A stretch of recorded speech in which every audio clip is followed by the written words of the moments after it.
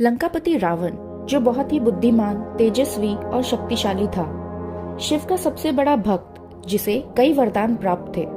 बहुत लोगों का मानना है कि भले ही रावण ने अपनी बहन का बदला लेने के लिए माता सीता का हरण किया था, मगर उसने कभी माता सीता के साथ दुराचार नहीं किया।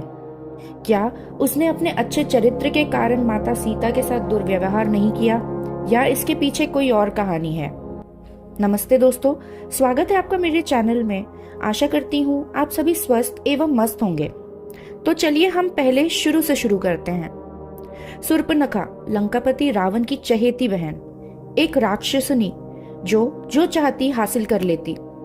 एक बार पंचगनी के वनों में भटकते हुए उसकी नजर वनवास काट रहे लक्ष्मण जी पे पड़ी, जिन्हें देख वह उन पे मोहित हो गई। अपना रूप बदल वह एक सुंदर कन्या में परिवर्तित हो लक्ष्मण जी के पास गई।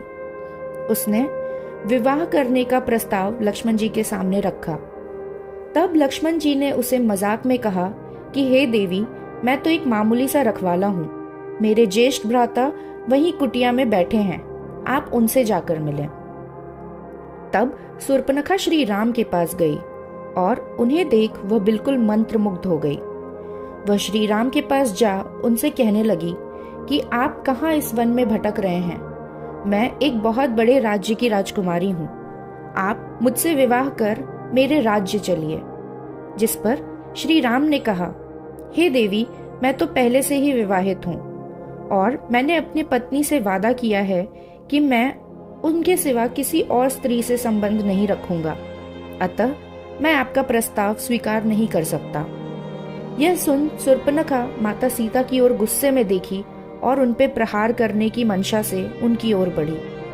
तभी लक्ष्मण जी वहां आ पहुंचे और गुस्से में शूर्पणखा के नाक और कान को काटकर गोदावरी नदी में फेंक दिया। जिसके बाद माता सीता के हरण की कहानी शुरू हुई।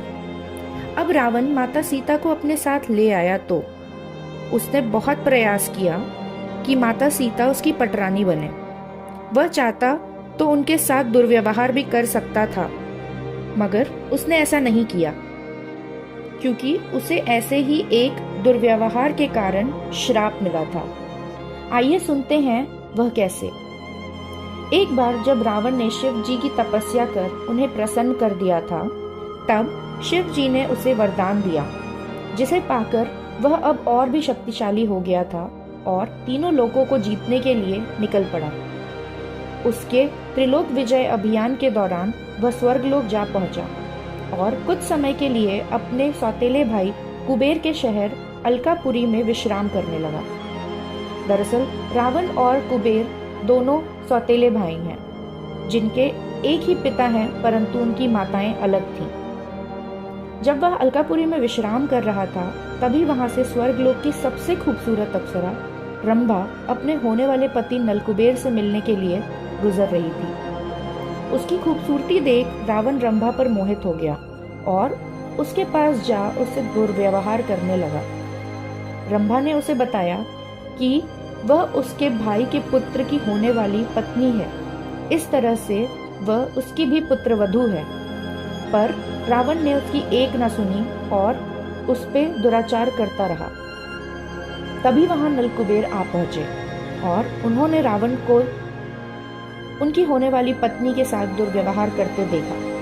तब उन्होंने रावण को श्राप दिया कि यदि वह किसी स्त्री के इच्छा के बिना उसके साथ दुष्कर्म करना चाहेगा तो उसके सर के 100 टुकड़े हो जाएंगे। इसी श्राप के कारण रावण ने माता सीता को अपने महल से बाहर अशोक वाटिका में रखा, परंतु वह हर दिन प्रयास करता कि माता सीता उसकी पटरानी बनने के लिए तैयार हो जाएं, जो कभी मुमकिन नहीं हुआ।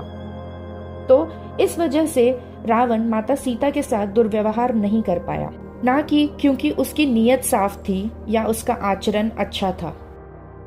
तो इस कहानी से यह समझ आता है कि इंसान की प्रवृत्ति नहीं बदलती, केवल हालात बदले हुए होते हैं। आशा करती हूँ आपको ये कहानी पसंद आई होगी। हम और भी ऐसी कहानियों के साथ रोज आपसे जुड़ते हैं। यदि आपका कोई फीडबैक या सजेशन हो तो कमेंट कर ज़रूर बताइएगा। वीडियो पसंद आया हो तो प्लीज़ इसे लाइक कर सब्सक्राइब करें। तब तक के लिए नमस्कार।